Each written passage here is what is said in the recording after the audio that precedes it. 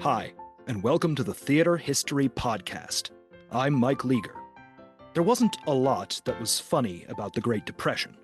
With millions out of work and geopolitical turmoil threatening overseas, it might seem like the 1930s were a grim time. But there was still quite a lot of comedy, including in the plays put on by the Federal Theater Project, which brought theater to audiences across America in the late 1930s while also providing work for artists affected by the economic crisis. Dr. Paul Gagliardi has written about these comedies in his book All Play and No Work: American Work Ideals and the Comic Plays of the Federal Theater Project. Paul is an associate professor of English at Marquette University, and listeners may also remember him from episode 23 of this show, when he talked to us about the Federal Theater Project's stage adaptation of Sinclair Lewis's anti-fascist novel, It Can't Happen Here. Paul, welcome back. It's great to be back. This is exciting. I got to say, I was reviewing our episode from, almost a decade ago at this point, and you mentioned, I'm working on this thing about comedies in the Federal Theater Project, and hey, look at you now, a whole book out Yeah, about it. Um, that was a teaser that just took me 10 years to get it fleshed out. So it works. Well, as that may indicate, we've talked about the Federal Theater Project a few times on this show already, but could you maybe talk about how it fit into the larger framework of the New Deal and maybe what that word work meant to Americans at the time? Sure. The Federal Theater Project, the FTP, was part of what we generally call the Second New Deal, sort of a mismatch of programs passed post 1935, 1936. It was part of the Works Progress Administration, and that was or the WPA, and its primary charge was giving people work or providing work and providing jobs for people underemployed, unemployed during the Great Depression. And the Federal Theater Project was part of a subgroup of the WPA called Federal One, which was a group of programs dedicated to professional work, artistic work. So you have the Federal Arts Project, you have the Federal Writers Project, you have historians going around and collecting slave narratives in the Deep South, and you have the Federal Theater Project, among others. And it was a kind of conscious effort by the Roosevelt administration, and specifically Harry Hopkins, who headed the WPA, to provide work that just wasn't necessarily menial, that had some sort of social connection and social significance to people and to the workers themselves. One of the hardest hit industries, even before the Great Depression really hit in 1930, 1931, was theater, right? Because theater had been struggling throughout the 1910s and 1920s because it's losing a huge amount of its marketplace to cinema. And you had certain theater actor or film actors saying it was kind of a useless thing like ballet and opera. So yeah, Chalamet just has me so annoyed. But kind of broadly, it was a part of a larger concerted effort by the Roosevelt administration to attach a kind of moral connection to labor. Longer view, we often talk about the Protestant ethic in American society, American labor. And for people like Max Weber, right, the idea of the Puritan ethic was something wonderful and benevolent, but under the condition that at its root, it was. By the time that capitalism has really kind of cemented itself in Western societies in the 19th or Western, like 19th century capitalism, work is devoid of any kind of moral component. It's something we're obligated to do. And so I think there's a shift with the New Deal to try to give work that has some sort of moral component to it, something that is not just providing money, but also giving something to the soul of workers. And that's kind of like the broader context where the FTP fits in. Yeah, and sort of this idea of work that means something. I think one particular example that understandably theater people would be really interested in is the actual work of putting on a show. Your book is divided into these, kind of four main areas of focus, these different Mhm. kinds of comedies that you perceive in the work offered by the FTP in the 1930s. And the first of these is what's called a backstage comedy. What were those, and what did they say about the business of working in the theater? So the backstage comedies, I took that term kind of loosely from Jane Frewer's, work on the self-referential comedies in film studies, and but like I applied that to this group of plays that I started to see that were performed by the FTP that kind of functioned like those self-referential musicals of the 40s and 50s, right? That things like Bandwagon, right? That are advocating for the musical as an art form. And backstage comedies go back to really like the turn of the last century on Broadway. When you have that kind of odd transition from the sort of musical that doesn't have like a narrative thread through it. And the easiest way to concoct a narrative and then have those set pieces is to stage everything backstage, so to speak. And then the musical number becomes part of the show, and you don't have to have like as tight a narrative overlap or explanation as to why people are singing and dancing because they're performing for the show. And also backstage comedies that kind of developed at the same time in musicals and comedies. People are more interested in theater workers and celebrity. And so it becomes a kind of a scintillating expose of theater life. And that, of course, gets transferred to film too, right? You have Gold Diggers of 33 and other films that carry on that backstage musical tradition. I think in the context of the FTP, it the FTP wasn't always producing. I'm going to talk about this a little bit later, but they weren't always producing plays of the moment. They would often stage plays that were a bit older and maybe out of fashion. Out of fashion in the sense they weren't always doing these avant-garde political polemics we often think of with the FTP, like Revolt of the Beavers or It Can't Happen Here, these living newspaper plays. So I think they staged it in part because they knew they were sort of popular. But I think in the context of the FTP, you know, it's a controversial program. Even though and we're seeing that now today with all these cuts to the federal government in the last couple years, things like USAID, USAID, and among other things, that are a micro element of the budget. And FTP is the same. But so I think the backstage comedies kind of function like those self-referential musicals where they're advocating for theater itself. You'll see in a lot of these plays, actors really struggling to find work. They're struggling with the nature of what it means to put on a play. There's a play that I'm very fond of by Richard Maybaum called A Moral Entertainment. Maybaum later becomes really famous. He's one of the big producers of the James Bond films in the 60s and 70s. And it's not a great play, but I find it very charming. It's about these theater actors in like colonial Massachusetts that run into this Puritan magistrate who puts them all arrests them for staging Romeo and Juliet.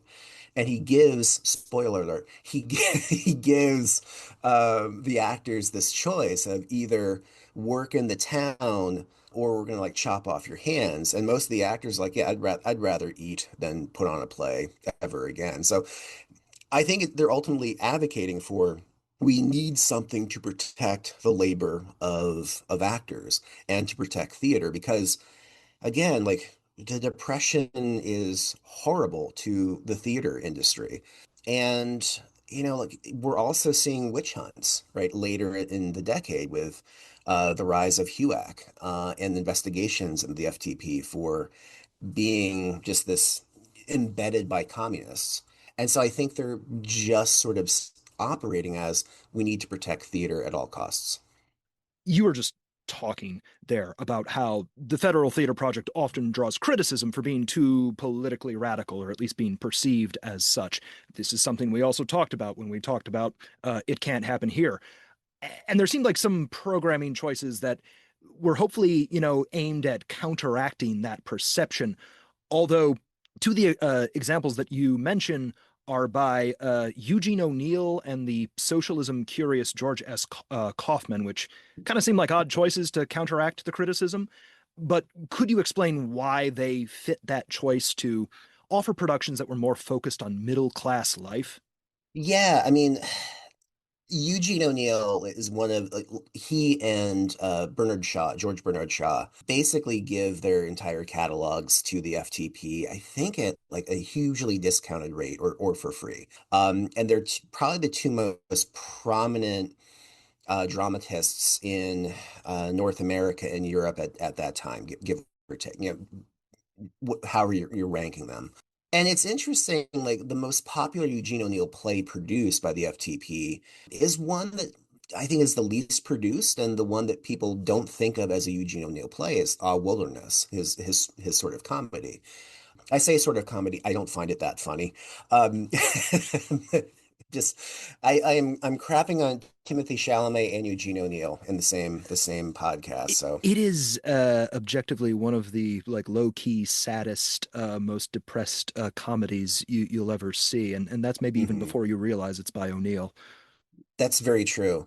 So I think broader context, like one of the things that makes the depression so bad, is it's one of the economic downturns that really affects the middle class in sort of contemporary society.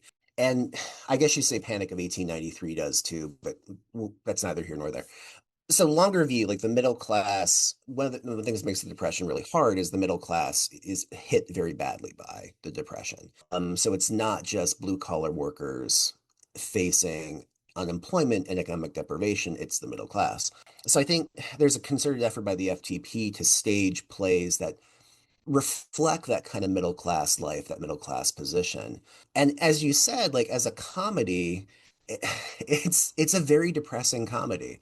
It is very sad in terms of its portrayal of, sex work. It's these sort of alienated figures that live in this upper middle class, or I should, yeah, upper middle class, family in Connecticut. The uncle is a man who is very much like struggling with employment and struggling with alcohol, and it's all kind of wrapped up in a nice, neat bow. And I think in that case, I think those productions of from the work of a playwright who is kind of has a complicated like complicated politics that vacillates between leftism and centrism and reactionary politics later in life. And but I think here's a play that like is really kind of questioning what is work, like what can work accomplish. Most of the middle class through the 1920s had been kind of force-fed this idea by doctors and cultural advocates that the solution to what ails you is more work.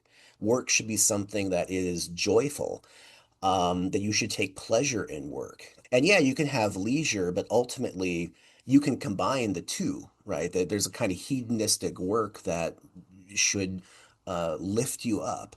And here I think O'Neill is saying like work has some limitations. There's only so much that work can do. It can't solve social issues. It can't solve personal issues.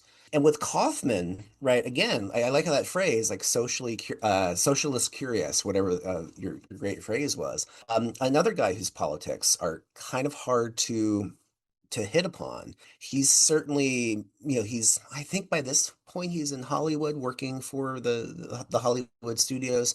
He's also producing plays that are kind of that kind of comedy that's just like very middle of the road, to kind of not offend anybody, but also offend everybody. But I think in this case, like the play I write about is To the Ladies, which one of his more forgotten like 1920s plays. And again, it's one that I think focuses quite a bit on this idea of who is being employed and what are the benefits to middle class life and how it's impacting a family.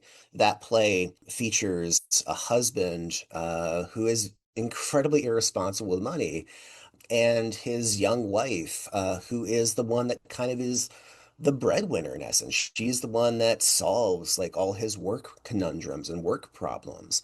And again, for like broader broader view, like I think there's always this misnomer about the New Deal among certainly students and I think the general public that is this super left-facing quasi-communist series of programs. It's not. I'm certainly one of the people who's like, no, it's pretty conservative overall, right? Most of the jobs given to, or most of the work provided, or work opportunities provided were for married men, right? Middle class or lower class white men. And the FTP is one of the few, relatively few agencies that gives work to women that's not like these kind of like stereotypical domestic projects. So here you have a play written by a guy whose politics are also a little bit hard to navigate. But in the course of FTP performance, it's the wife comes in and saves the day, right? Which I think is a kind of signal about the limitations of the New Deal on the whole. So we've been talking about some of these plays and some of the things going on in the 1930s have interesting sort of parallels maybe to what's going on today. If you want to get a few more shots in at Timothy Chalamet, I totally support that, by the way. Um, Oh, but I got a laundry list.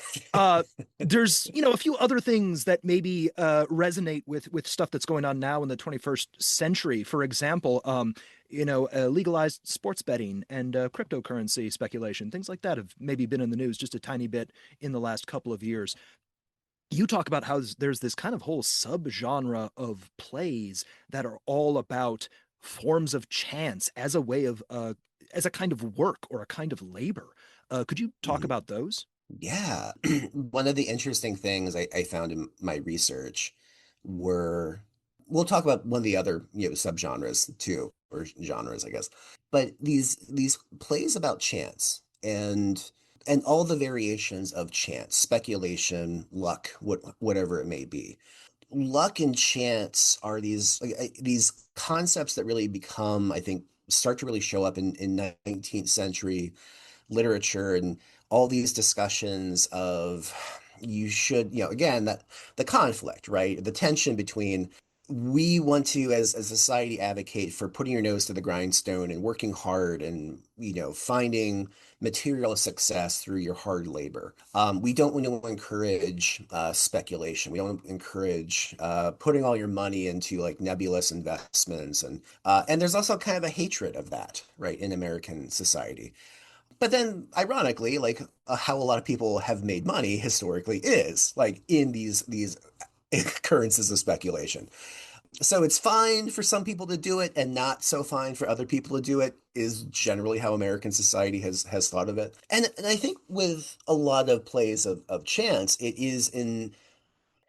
they're both like criticizing people who engage purely in speculation, right? But upper class speculation, those are the bad guys. If people from a disadvantaged group, right, can find success with speculation, that's great and that's wonderful. Like we want to see that. It's sort of the pauper winning over the prince kind of story.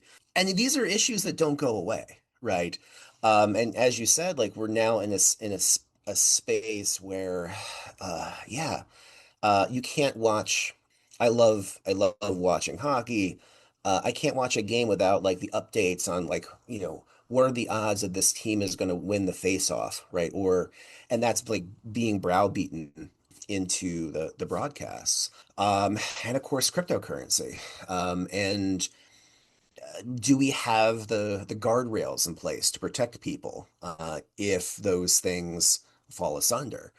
I do a lot of teaching observations with my job, and sometimes I'll sit in the back of the class and look at what the students are doing, and every now and then I'll just see like students just like with their FanDuel accounts open on their laptops, and I worry about like this. I sound like a 19th century moralist in some ways, but I think in this case, like we've gone too far into the embrace of speculation in society. And here these plays are saying speculation's fine in certain circumstances, but I think now we've gone too far in the other direction.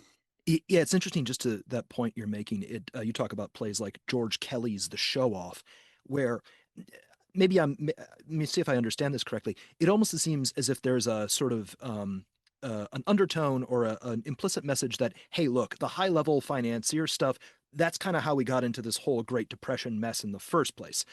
But if that's how it works, then hey, why not take advantage of that if you're just a normal middle class guy or even somebody more marginalized? Absolutely. And that's the tension, especially at George Kelly's the Show Off, which again is an older 1920s play that was really popular. And I think in the context of the Depression, the main character, Aubrey Piper, in the 1920s, he's sort of a braggart and oh, he falls into success and he's kind of like a fun comedic figure. I think in the Depression, I think that play, those performances are kind of pushing it toward he's more of a dangerous figure, right? I write in my book, and I found this moment very fascinating that like one of the subplots of that play is Aubrey Piper's mother-in-law. Her husband dies. I'm blanking on her name all of a sudden. And she gets a severance check from the insurance company.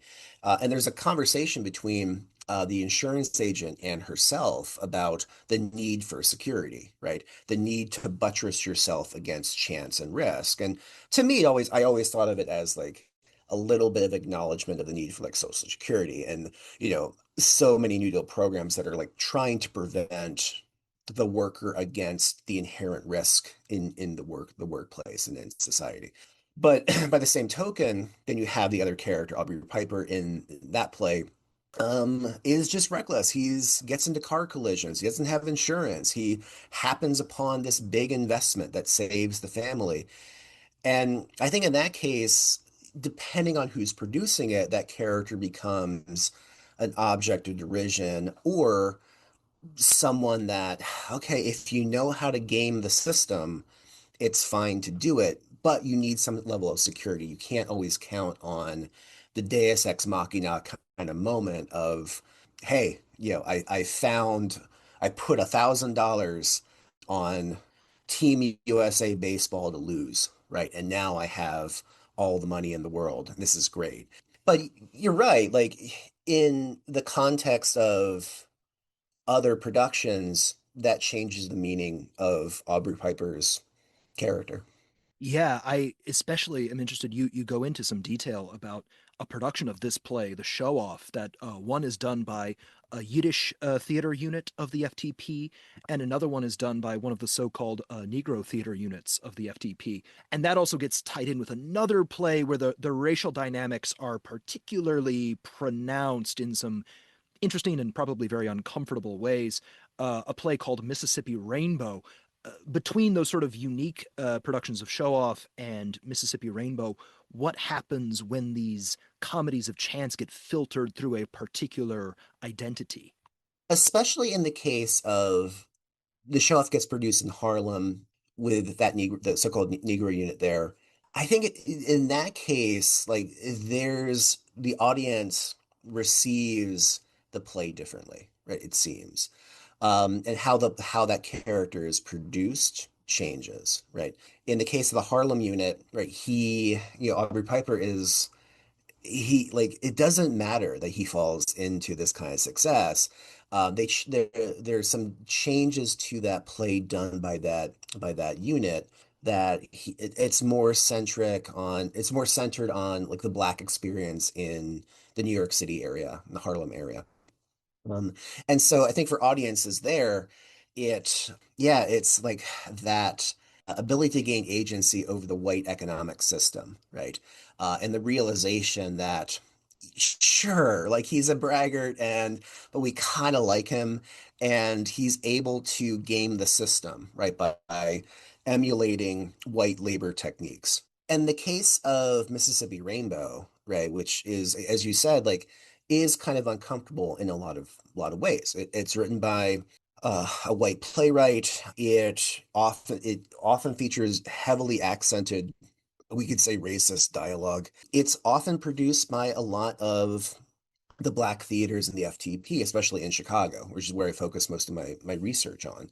And that's really fascinating. Like one of the great discoveries, brief aside, that I found in my archival research was John Burnell, who wrote Mississippi Rainbow, basically kept every Western Union telegram that he sent in the 1930s trying to get his plays produced, by the FTP, and gets in some like very vicious arguments with all kinds of people, and is very just it's a treasure trove of a window into someone's like racial understanding of the world. But I think in those cases, in Mississippi Rainbow, like the main character just decides not to work and rather engages in like his long plan. Again, spoiler alert, is he makes claim of land that a riverboat company is going to use.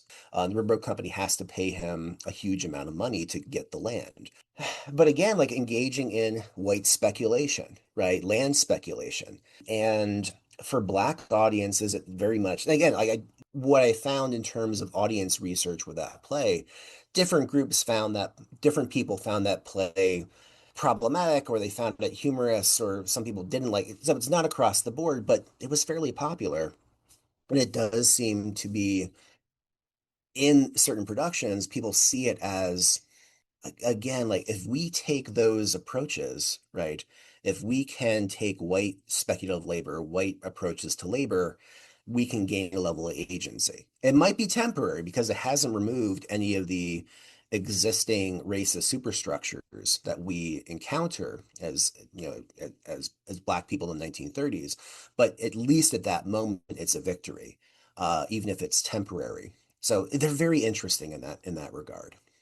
And one other kind of subgenre that you talk about that seems very closely related to comedies of chance are comedies that feature some sort of con artist figure. And some of those seem to have been really popular with Federal Theater Project audiences. What was going on there? Americans have a very interesting relationship with the con artist.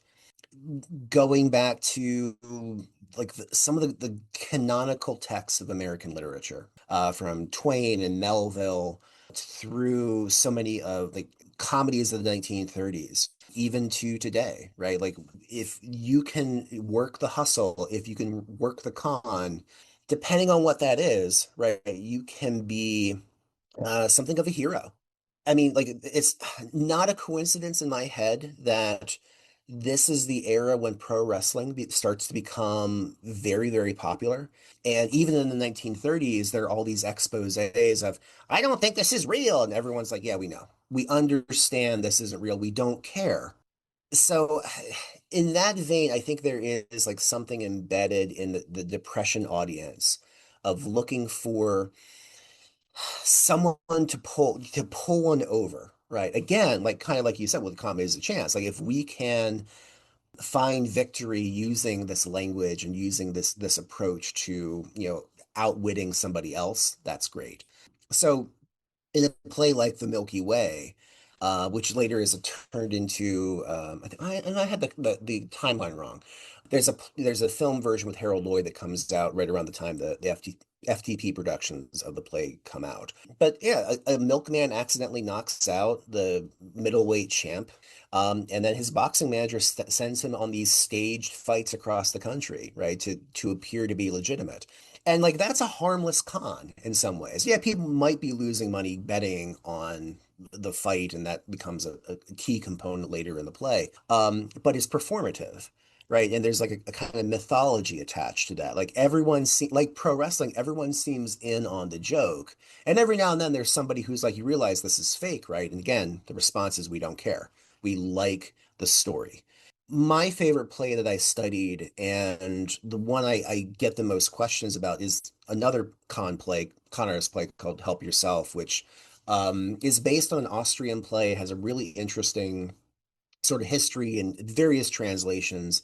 But in essence, that play is about a guy who just one day walks into a bank and says, I work here, and is able to pull out of his ass, right? A kind of, makes up a business proposal that gets accepted, and he becomes, the vice president of the bank.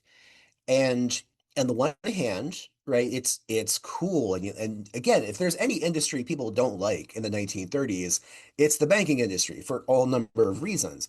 And so you could say, of course, I like that. I like this story of the bankers being dumb and being duped, and this guy fumbling his way, but not necessarily fumbling his way. It's like he's able to succeed in business with understanding the language of business, faking his way through conversations. So there's a great line in the play where one of the characters is like, I don't remember you. He's like, oh no, I was in the corner. I used to eat the sandwiches. And the other character's like, oh yeah, yeah, yeah. And playing up that like that falsity of performance we often all engage in on a day-to-day basis. So I think in that vein, it's great. And I think audiences will respond to that. But there's also in the back of it, like the flip side of that. We have things about the con that we love and we admire. At the same token, the con is also dangerous. The con very easily can go from something that people are finding engaging and fun to something nefarious and dangerous. And I think audiences too understood the danger of this play is this seems very familiar. If this seems feasible, if someone could in theory do this, how safe is that institution? And we see that a lot in contemporary life. It's funny, like when we first had, going back to it can't happen here, the danger of the con in politics. There are any number of things written about how certain political candidates borrow a lot of language from pro wrestling, a con via con, and the real world ramifications of that, right? In health, in politics, and everything. So it's kind of a prescient engagement, right, with things that haven't gone away, right? We love the con, but we're leery of the con. Yeah, you've been talking about these comedies and sort of just bringing it there to sort of the political resonances. It's interesting because as you know, the premise of your book is that we don't really think so much about the comedies produced by the Federal Theater Project. We tend to think, I think often of the more sort of politically engaged, serious-minded ones that were contemporary, maybe written as living newspapers or whatever. But here, by contrast, not only is the genre somewhat different, but as you pointed out a few times, a lot of the plays that are being produced are from a decade or even earlier. How does this all kind of complicate our understanding of the Federal Theater Project, of the role that it played in American culture during the 1930s? That's a really good question, and I think the best response I can give is I think when I talk about this, or when I talk to people about the Depression or the New Deal, I think there's a sort of a fallacy that this is something that was, almost 100 years ago. That it's a matter of fact. It's something that was passed and there was no pushback to it. And again, like it's historically inaccurate. As a cultural historian, I like the nuance. It's not as though Roosevelt had a complete, it wasn't like it was a grand plan, but also not. Like there was a bunch of things that did not work and were contradictory in various programs. These programs were often very controversial, right? There was a huge amount of blowback, right, and pushback from Democratic and conservative and leftists and fascists in the United States at this time. And so I think a lot of these plays are dealing with like these larger anxieties that I don't know that get carried over in the more quote unquote serious plays in the same vein. Comedy ultimately, I think sometimes at its root can hide a lot of anxiety. Sometimes the anxiety is very upfront.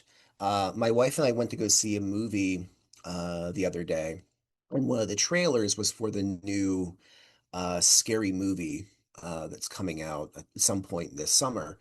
And the trailer, it bothered me a lot because a lot of the jokes being promoted and a lot of the discourse around that film is, oh, this is a chance to be actually funny again, or to not to, there's no woke in this comedy. And I think at times comedy can be like too conservative and too confrontational. And I think those like this kind of larger anxieties are full on display.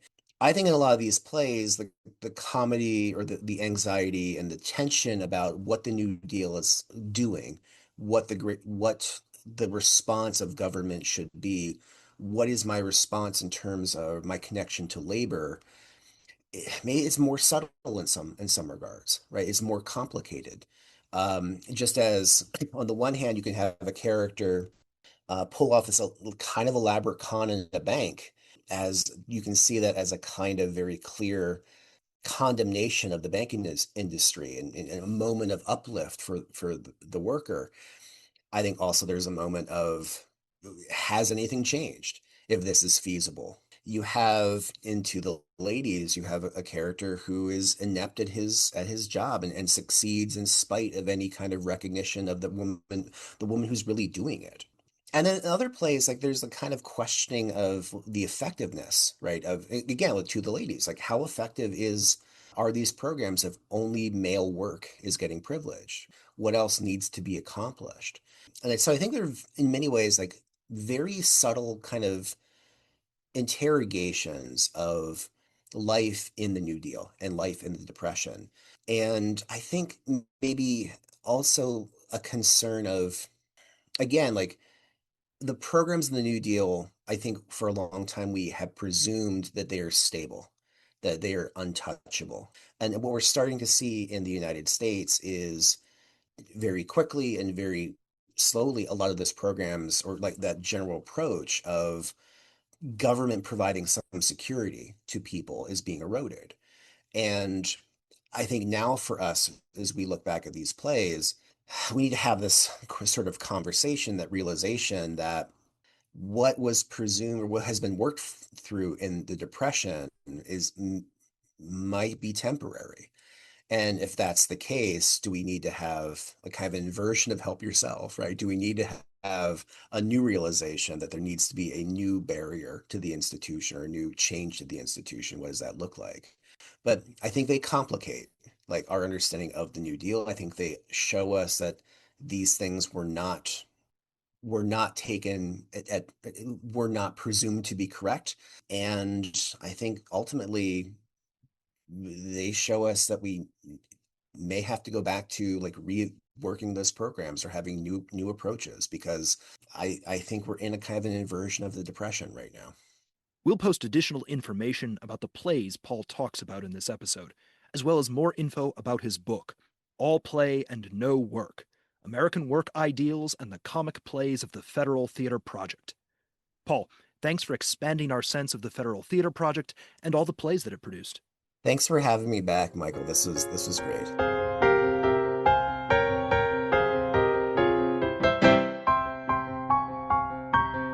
If you'd like to continue today's conversation, please visit theaterhistorypodcast.net and follow @theaterhistorypodcast on social media.